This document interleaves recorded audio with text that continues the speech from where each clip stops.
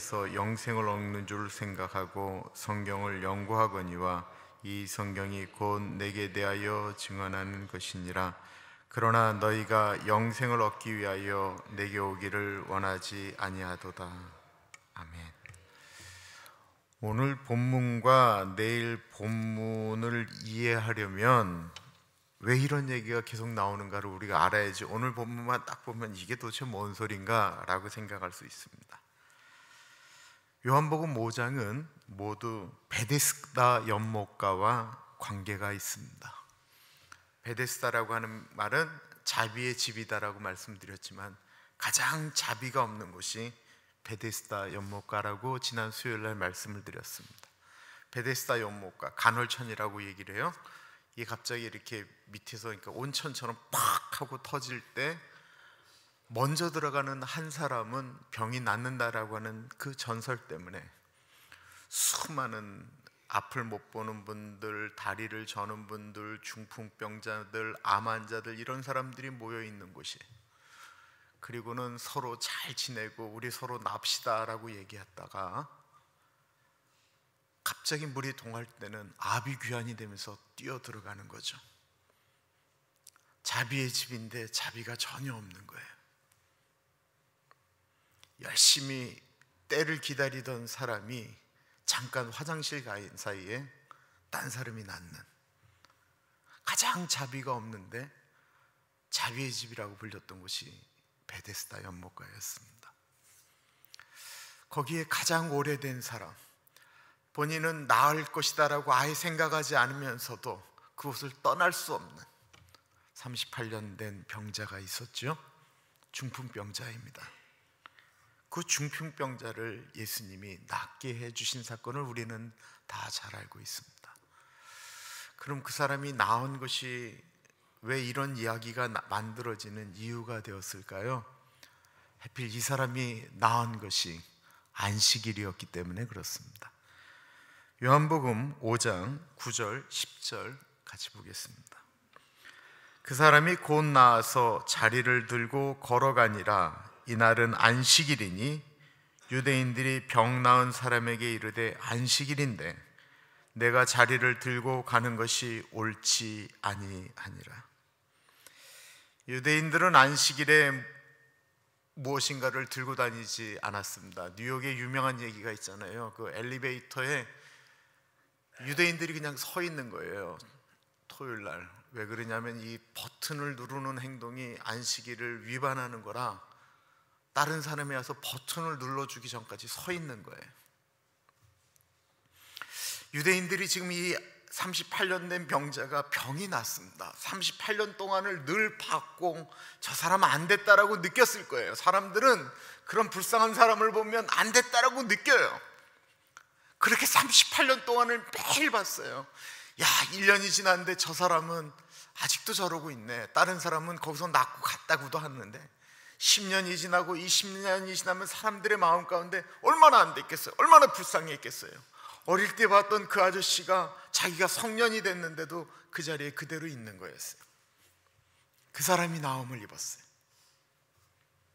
사람들이 소리를 지르고 환호하면서 기뻐해야 되는데 그에게 다가가서 따지는 거예요. 내가 당신이 병 나은 것 때문에 얘기하는 것이 아닙니다. 왜 안식일날 당신이 누워있던 돗자리를 들고 돌아다닙니까? 이것이 종교의 무서움입니다. 하나님이 사람이 죄를 지으면 그것이 죄가 죄인지 아닌지를 깨닫게 하기 위해서 율법을 주셨는데 사람들은 그 법에 자신들의 정신을 심어서 자신들의 의로움을 강조하기 위하여 사용했다라는 것입니다. 예수님을 너무나도 강하게 만나고 나니까 기도할 때 조용히 기도할 수가 없었어요. 예수님을 너무 강하게 만나니까 이 찬양을 하는데 조용히 찬양한다라는 게 견딜 수가 없었어요. 예수님을 만나고 나니까 이 그렇지 않아도 춤추는 걸 좋아하는 남자가 그냥 가만히 있는 게 정신이 안 됐어요. 근데 이게 교회만 들어가면 어려운 거예요. 나는 교회의 전통과 교회의 질서를 우리 아버지로부터 늘 배웠기 때문에 그걸 무시하는 건 아니었어요. 알겠는데 내 마음속에서 일어나는 거를 어떻게 주체를 못하는 거예요.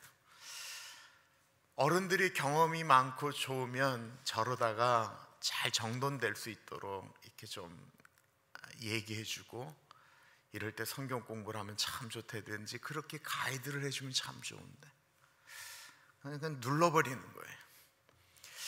그냥 주워박는 거예요.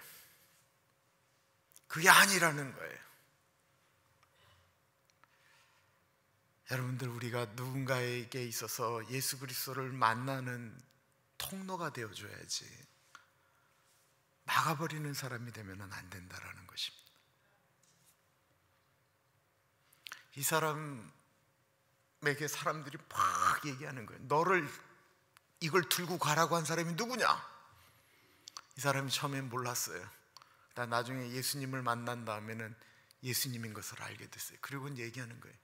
예수라는 분이 돗자리 들고 가라고 했습니다. 그러자 이제 시비가 벌어진 거예요. 그때부터 유대인들과 예수님 사이에 설전이 내일 본문까지 이어지게 됐습니다. 사람들은 예수님이 38년 된 병자를 낫게 한 그 사건을 보면서 저 능력이 어디서 나왔을까를 얘기하는 게 아니었어요. 저 사람이 안식일에 38년 된 병자를 낫게 했으니 저건 분명히 가짜다라는 거예요. 그러니까 사람들은 끊임없이 예수님이 가짜인 것을 증명하고 싶어 했고, 예수님은 이것이 내가 하나님의 아들인 것을 증명하는 일이다라고 하는 얘기를 하고 있는 것이었습니다. 왜 그럴까요? 예수님은 안식일을 제정하신 하나님이셨기 때문에 그렇습니다. 그래서 마태복음에 보면 안식일에 예수님은 안식일에 내가 주인이다라고 선포하셨습니다. 안식일에 예배를 받으시는 분이십니다. 그 예수님은 안식일에 병들고 신음하는 그 탄식하는 사람의 소리를 회복하기를 원하시는 분이셨다라는 것입니다. 그러나 사람들은 이해할 수가 없었습니다. 우리는 어떻습니까? 우리는 예수 그리스도의 이름을 부르지만 그분을 정말로 우리의 하나님으로 믿고 계십니까? 30절을 보겠습니다. 내가 아무것도 스스로 할 수 없노라. 듣는 대로 심판하노니 나는 나의 뜻대로 하려 하지 않고 나를 보내신 이의 뜻대로 하려 함으로 내 심판은 의로우니라. 예수님은 이 땅에 내려오셔서 철저하게 하나님의 말씀에 순종하셨습니다. 인간의 몸으로 오셔서 철저히 하나님의 말씀에 순종했다라고 하는 것이 이게 무슨 말일까요? 자기의 의지를 빼버린, 무조건 복종하는 것을 의미하는 것일까요? 그런 말이 아닙니다. 나는 나 스스로 할 수 없고 오로지 하나님의 뜻대로 한다라고 하는 그 말은 뭐냐면 내가 하는 것이 하나님의 뜻이다라고 하는 거예요. 내가 이렇게 하는 것이 아버지의 뜻이다라는 거예요.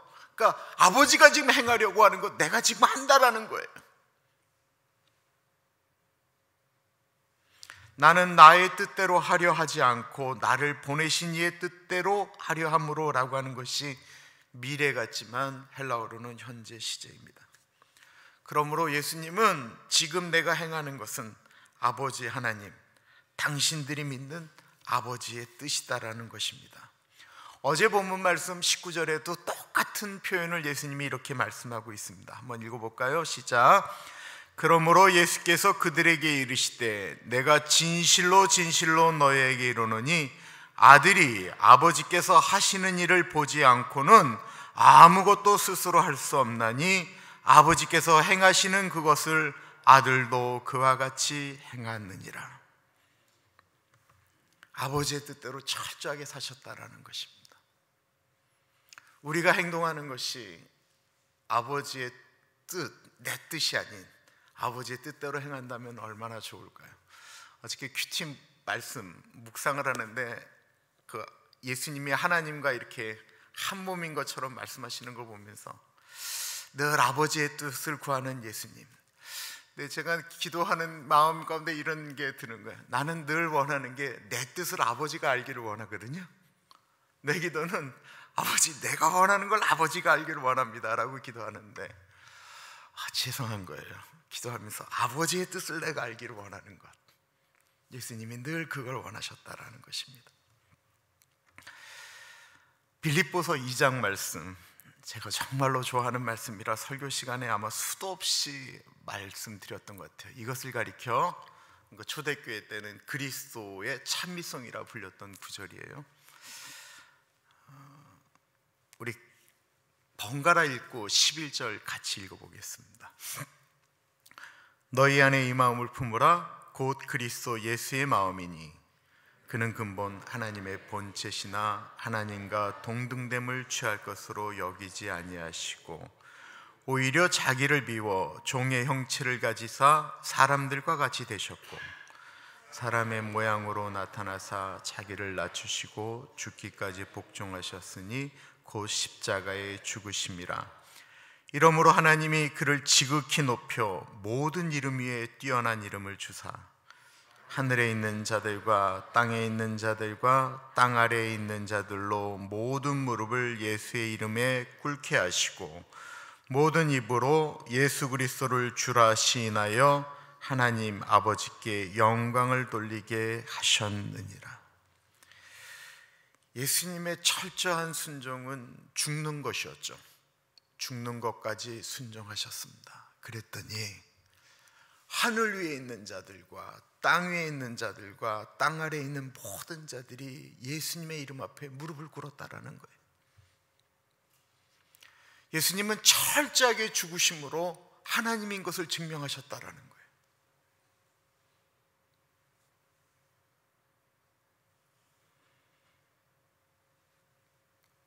내 목소리, 내 생각, 이것이 세상을 정복하는 것이 아니다라는 것입니다. 내 의지로 내 아내를, 남편을 굴복시키는 것이 아니다라는 것입니다. 굴복은 가능할지 모르겠지만 감복시킬 수는 없습니다. 성경은 철저하게 사람을 감복시키는 것은 낮아짐이다라고 표현하고 있습니다. 예수 그리스도는 철저하게 아버지의 뜻을 따라서 낮아지셨습니다.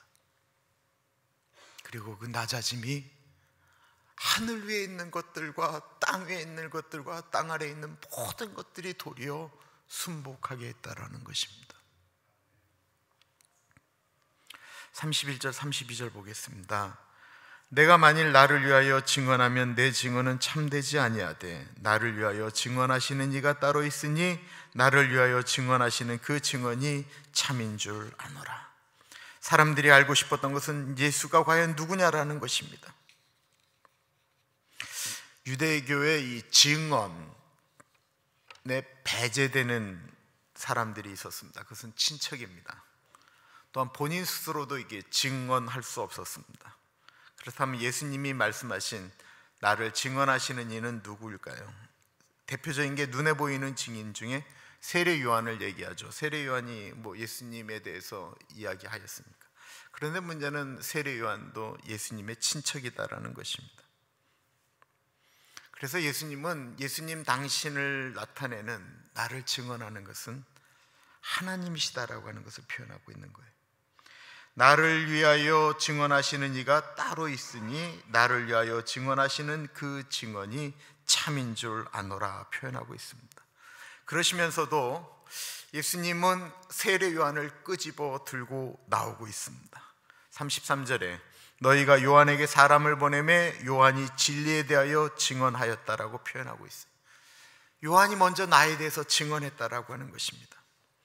이스라엘 사람들이 사람을 보내서 세례 요한에게 물었습니다. 당신이 우리가 기다렸던 그 메시아냐라고 물었습니다. 왜냐하면 세례 요한이 행하는 일들이 너무나도 놀라웠기 때문에 그렇습니다. 세례 요한이 던지는 말이 너무나도 강력했기 때문에 그렇습니다. 그때 세례 요한이 예수님에 대해서 이렇게 증언을 합니다. 요한복음 1장입니다. 유대인들이 예루살렘에서 제사장들과 레위인들을 요한에게 보내어 내가 누구냐 물을 때에 요한의 증언이 이러하니라. 요한이 드러내어 말하고 숨기지 아니하니 드러내어 하는 말이 나는 그리스도가 아니라 한데, 또 묻되 그러면 누구냐? 네가 엘리야냐 이르되 나는 아니라. 또 묻되 내가 선지자냐 대답하되 아니라. 또 말하되 누구냐? 우리를 보낸 이들에게 대답하게 하라. 너는 내게 대하여 무엇이라 하느냐? 이르되 나는 선지자 이사야의 말과 같이 주의 길을 곱게 하려고 광야에서 외치는 자의 소리로다 하니라. 그들은 바리새인들이 보낸 자라. 또 물어 이르되 내가 만일 그리스도가 아니요 엘리야도 아니요 그 선지자도 아닐진데 어찌하여 세례를 베푸느냐? 요한이 대답하되 나는 물로 세례를 베풀거니와 너희 가운데 너희가 알지 못하는 한 사람이 섰으되 곧 내 뒤에 오시는 그이라. 나는 그의 신발끈을 풀기도 감당하지 못하겠노라 하더라. 세례 요한이 예수님에 대해서 얘기하면서 나는 예수님이 신발끈을 풀 수도 없는 존재다라고 표현하면서 예수님을 증언하였습니다. 그러나 예수님은 사람의 증언이 필요한 분이 아니었다라는 것입니다. 34절을 보세요. 그러나 나는 사람에게서 증언을 취하지 아니하노라. 다만 이 말을 하는 것은 너희로 구원을 받게 하려 함이니라. 나는 사람의 증언은 필요 없는 존재라는 거예요. 그럼에도 불구하고 내가 세례 요한을 이야기하는 것은 너희가 세례 요한을 믿었지 않냐? 너희가 세례 요한을 신뢰하지 않았느냐? 그 세례 요한을 말하는 것을 믿었으면 그 세례 요한이 얘기했던 나를 믿으면서 너희들이 구원을 얻기를 원한다라는 것입니다. 그러시면서 예수님은 세례 요한과 예수님 당신을 비교하여 말씀하고 계십니다. 35절에 요한은 켜서 비추이는 등불이라 너희가 한때 그 빛에 즐거이 있기를 원하였다. 요한은 켜서 비추이는 등불이라는 것입니다. 이 말은 뭐냐면 촛불이 있잖아요. 촛불은 누군가 이렇게 불을 붙여줘야 되는 것이잖아요. 그 촛불과 같은 것이었다라는 것입니다. 그리고 요한은 한때 하나님의 부름을 받아서 사람들에게 선한 영향력을 미쳤습니다. 그런데 요한의 불은 헬라어로 루크노스라고 하는 것입니다. 촛불이 다 타면 없어지는 것처럼 이 루크노스라고 하는 것은 어느 시간이 지나면 사라지는 거예요. 그동안 비치는 영향력이에요. 우리가 살아있는 동안, 우리가 주님이 사용하시는 동안 우리는 그때 불을 비추지 않으면 어느 순간에 소멸하고 마는 존재다라는 것입니다.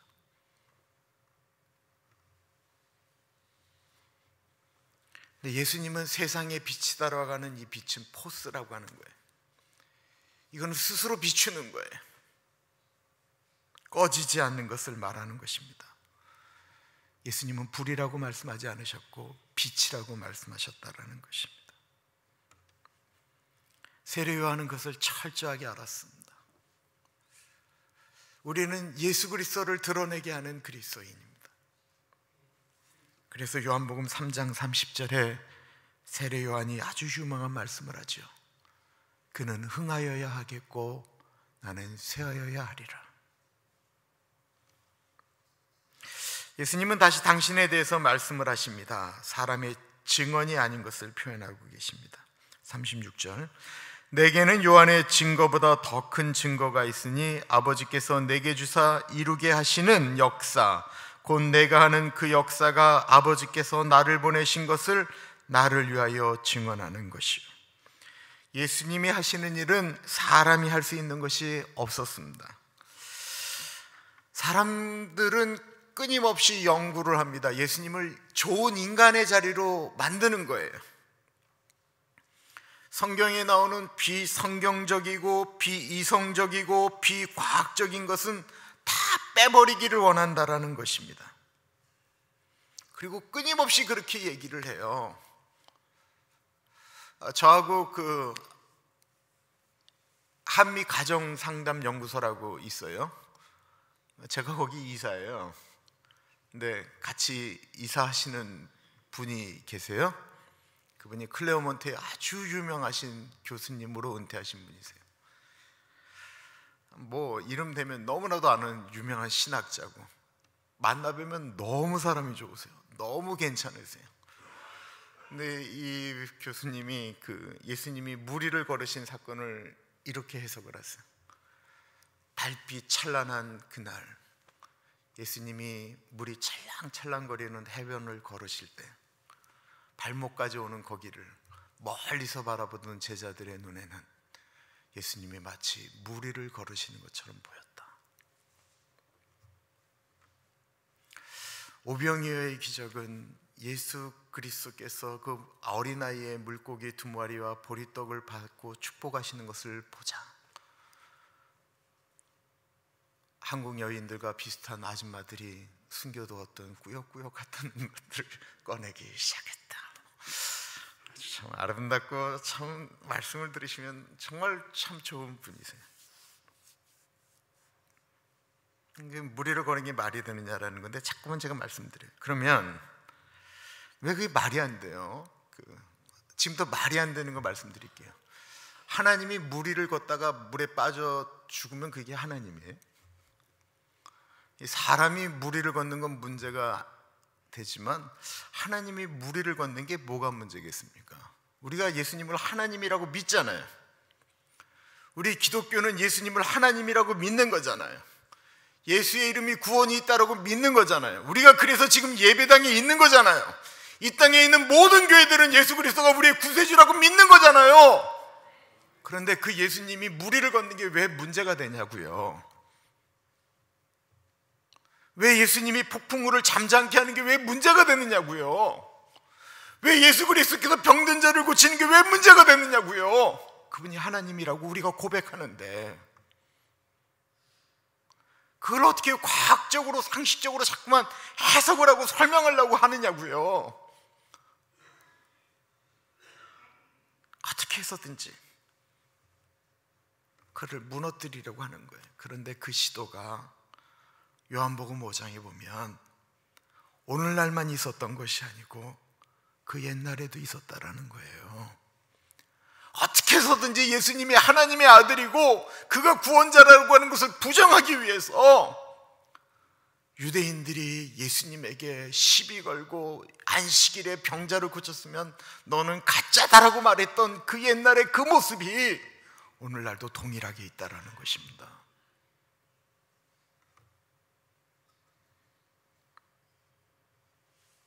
아예 안 믿겠다라는 거예요. 예수님은 자신을 증언하시는 분이 바로 하나님 아버지신 것을 선포하십니다. 37절입니다. 또한 나를 보내신 아버지께서 친히 나를 위하여 증언하셨느니라. 예수님이 세례를 받으실 때 어떤 일이 일어났습니까? 하늘이 열리고 거기서 음성이 들렸습니다. 수많은 사람들이 세례 요한에게 세례를 받게 하여 왔던 수많은 사람들이 예수님이 세례를 받는 그 현장에 예수님에게 일어난 사건을 보았다라는 것입니다. 마태복음 3장 16절 17절 말씀입니다. 예수께서 세례를 받으시고 곧 물에서 올라오실새 하늘이 열리고 하나님의 성령이 비둘기같이 내려 자기 위에 임하심을 보시더니 하늘로부터 소리가 있어 말씀하시되 이는 내 사랑하는 아들이요 내 기뻐하는 자라 하시니라.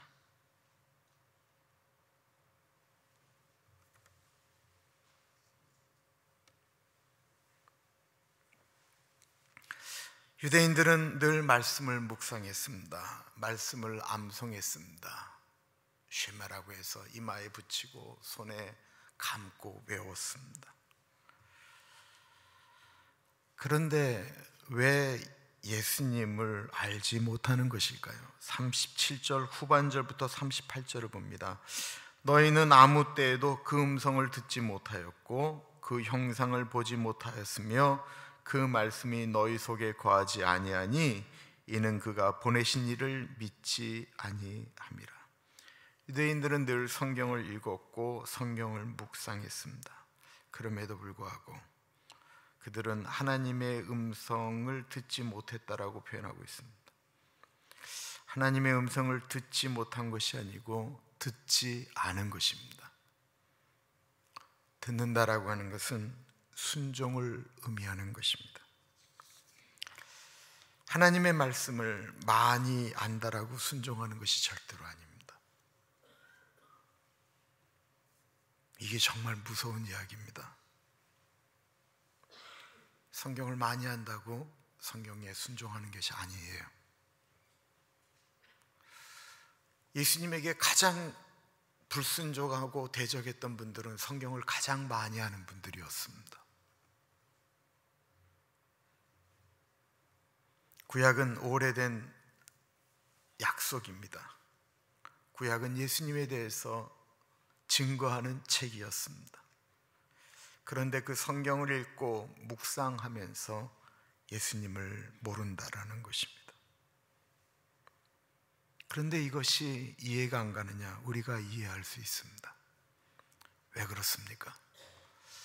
우리가 말씀을 듣고 큐티를 하고 깨달음이 오고 그것이 하나님의 말씀인 줄 말씀을 통해서 큐티하면서 성경을 읽으면서 우리 알고 있습니다.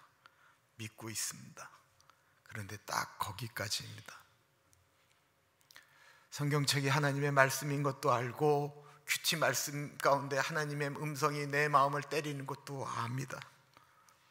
그런데 거기에서 선을 긋는다라는 거예요. 그 이상은 나한테 간섭하지 말라라는 것입니다. 유대인들과 우리가 똑같다라는 거예요. 39절 말씀이 너무 유명한 말씀입니다. 우리 같이 읽어보겠습니다. 너희가 성경에서 영생을 얻는 줄 생각하고 성경을 연구하거니와 이 성경이 곧 내게 대하여 증언하는 것이니라. 예수님의 당신에 대한 선포입니다. 성경은 나 예수에 대해서 증언하고 있다라고 표현하고 있습니다. 너희가 지금까지 읽고 있는 그 책이 나에 대해서 증언하고 있다라고 말씀하고 있습니다. 그들은 하나님의 말씀을 읽고 묵상했지만 하나님 아버지의 마음을 알려고 하지 않았습니다. 안식일에 중풍병자가 일어나 걷는 그 자유함을 하나님이 원하실까 원하시지 않을까 고민하지 않았습니다. 그들은 그 사람이 안식일에 돗자리를 들고 걷느냐 안 걷느냐를 고민하였습니다.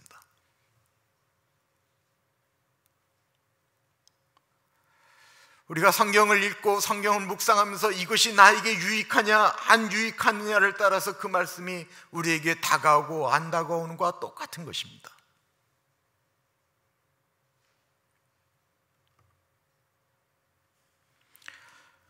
우리는 영원한 생명을 사모하지요.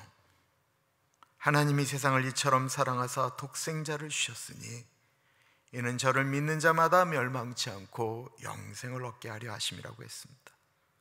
그렇다면 저를 믿는다라고 하는 것이 무엇입니까? 40절 보겠습니다.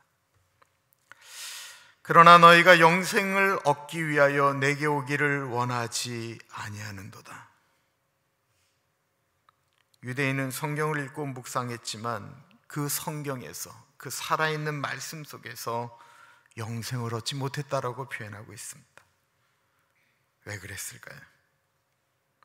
그들이 예수님을 몰랐기 때문이었을까요? 아닙니다. 여기에 이런 표현이 있어요. 내게 오기를 원하지 아니하였도다. 예수님을 몰랐다라고 하는 것은 무지죠. 근데 이들이 예수님에게로 오려고 하지 않았다라고 하는 것은 무지가 아니고 무의지예요. 이들에게는 의지가 없었던 거예요. 더 이상 거기까지 가겠다라고 하는, 예수님을 만나서 진리를 알아보겠다라고 하는 그 의지가 없었다라는 것입니다.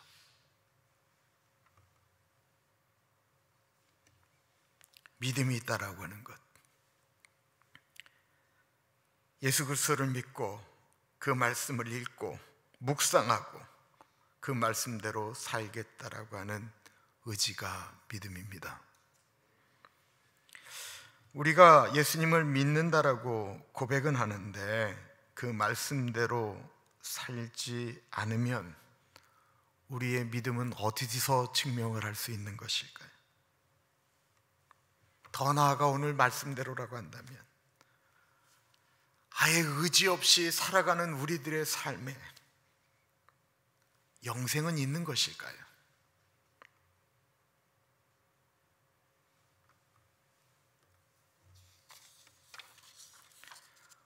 오늘날 그리스도인들에게 필요한 것이 무지를 탈피하는 것입니까? 아니면 의지를 가지고 주님의 뜻을 실천하는 것입니까? 정말로 오늘날 그리스도인들이 예수님의 뜻을 모르기 때문에 이렇게 살고 있는 것일까요?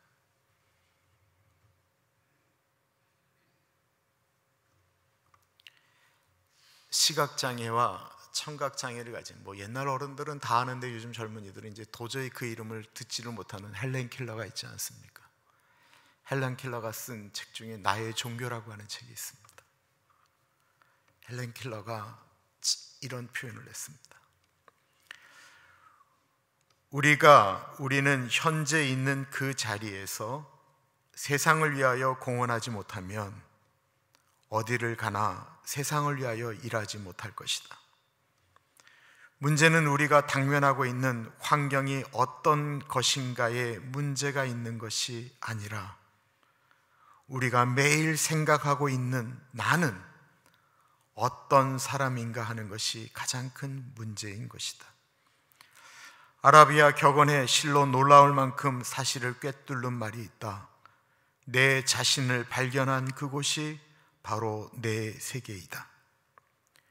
주님과 더불어 협동하고 주님의 끊임없는 도움 안에서 믿고 말씀 중에 있는 진리를 좀 더 알려고 염려하며 선을 위하여 선을 행하는 이 모든 것이 세상을 다시 세워보겠다라는 사람에게 있어서 유일한 길이다. 앞을 못 보고 듣지 못하기에 누구보다 고통하며 살아야 했고 죽기 10년 동안은 뇌경색이 일어나서 극심한 고통 가운데 있었던 그 헬렌 켈러가 주님의 뜻을 알고 그 뜻대로 살려고 몸부림치면서 세상 사람들에게 외친 말씀이었습니다. 성경 공부를 통해서 예수님을 알아가고 몰랐던 무지를 깨는 것 참 중요하지만 그것보다 더 나아가야 된다고 한다면 거기서 발견한 하나님 아버지의 뜻을 실천하는 발걸음일 것입니다. 왜 그렇습니까? 우리는 그리스도인이기 때문에 그렇습니다. 우리는 그리스도 안에 있는 존재들이기 때문에 그렇습니다. 혹시 하나님이 원하시는 것임에도 불구하고 행하고자 하는 의지가 없거나 알면서도 아니요 하나님 나는 그거 안 하기로 결정했습니다 라고 굳게 마음 먹으신 것 없으십니까? 하나님의 뜻인 줄을 아는데 이거 이렇게 대로 하면 내가 너무나도 극한 어려움을 겪을까 봐 주저하고 계십니까? 마음이 그냥 그 정도면 하나님 나에게 그것을 할 만한 힘을 주옵소서 라고 기도해도 못합니다.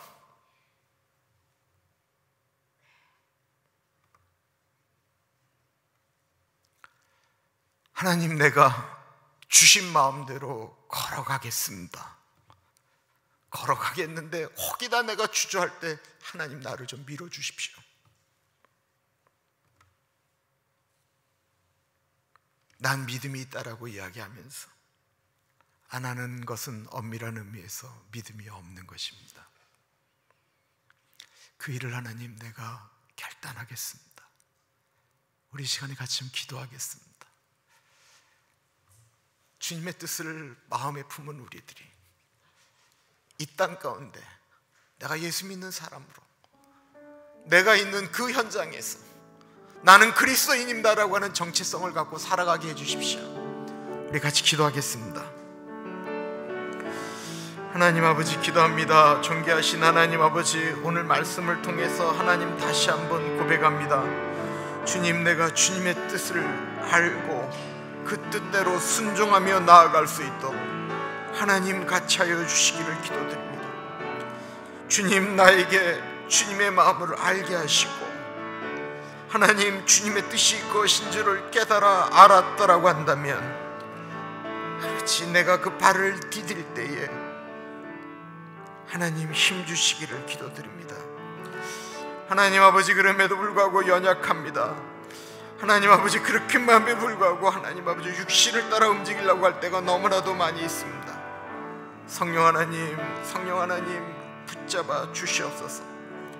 하나님 아버지 만져 주옵소서. 하나님 아버지, 아버지같이 하여 주옵소서. 하나님 아버지, 이 시간에 주의 말씀에 순복하며 결단하려고 하는 주의 백성들의 마음을 붙잡아 주시기를 간절히 기도드립니다. 주님 동행하여 주옵소서. 아버지같이 하여 주옵소서. 하나님 아버지, 아버지같이 하여 주옵소서. 주님 동행하여 주옵소서.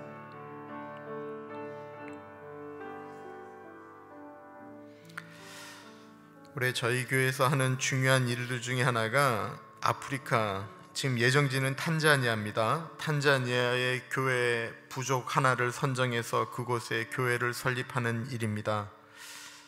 건축해드리는 거죠. 그 교회 선정이 잘 되어질 수 있도록 위해서 기도를 부탁드리고요. 여름에 우리 유스와 엘레멘터리 아이들이 한국에 나가서 한국 교회와 BBS를 같이 합니다. 이미 한국 교회들이 준비하기 시작했고 미국에 있는 전도사님, 우리 전도사님들과 한국에 있는 스태프들이 지금 서로 카카오톡으로 연결돼서 서로 지금 의논하며 기도하고 있습니다. 내일 저희가 오징어 땅콩이 또 왔거든요. 그거는 이제 이 BBS 가는 기금을 위해서 준비합니다. 탄자니아 교회 설립과 여름에 하는 BBS 가운데 하나님 같이 하시고 이것이 우리 교회에 복이 될 수 있도록 하나님 은혜 나려 주십시오. 기도